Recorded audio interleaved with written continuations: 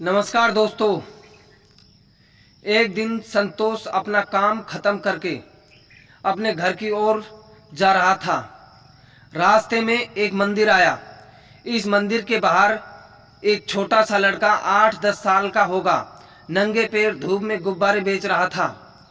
उसके हाव भाव और बॉडी लैंग्वेज से साफ पता चल रहा था कि कड़ी धूप में तपते हुए रास्ते पर उसके पैर जल रहे हैं।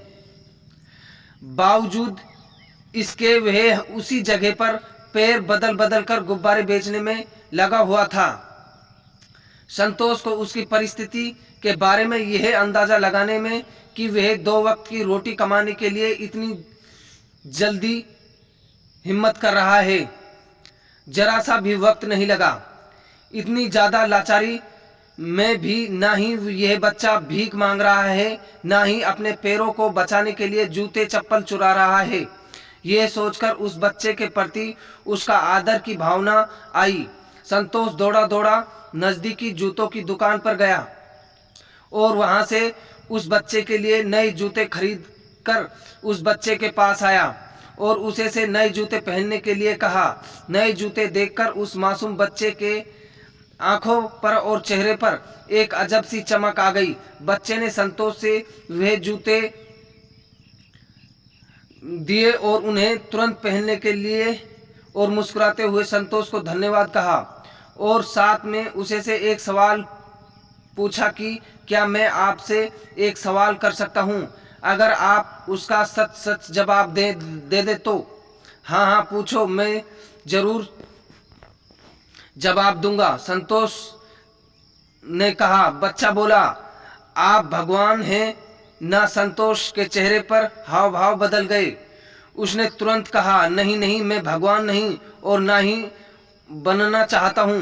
तब तो आप जरूर भगवान के बहुत अच्छे मित्र होंगे। तभी तो मेरी प्रार्थना जो मैं कई दिनों से भगवान को कर रहा था कि भगवान मुझे जूते दिला दो, क्योंकि मेरे पैर बहुत जलते हैं। उन्होंने सुन ली और आपको जूते लेकर मेरे पास भेज दिया। मासूम बच्चे की यह बात सुनकर संतोष का मन गहरे विचार में डूब गया। उसने सोचा, सच ही होता है। मेरे मन में अचानक इस बच्चे की मदद करने का विचार अपने आप तो आया नहीं होगा। शायद भगवान ने ही इस बच्चे की मदद करने के लिए मेरे दिमाग में यह विचार डाला। और वैसे भी हम कितने भी चीज इकट्ठा कर लें, उन्हें हम साथ में लेकर तो जा नहीं सकते। भगवान ने हमें 2 रास्ते दिए हैं, या तो नंबर 1, या तो इकट्ठा करो, उन्हीं यहीं छोड़कर जाओ, या नंबर 2, या जरूरतमंदों को बांट दो।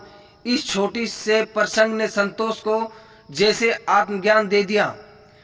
उसने उस मासूम बच्चे की तरफ देखकर मुस्कुराया और बोला, हाँ मैं भगवान का ही मित्र हूँ और उन्होंने ही मुझे भेजा है तुम्हें यह जूते देने के लिए। और वहां से अपने चेहरे पर बहुत बड़ी मुस्कुराहट लेकर अपने घर की ओर चल दिया।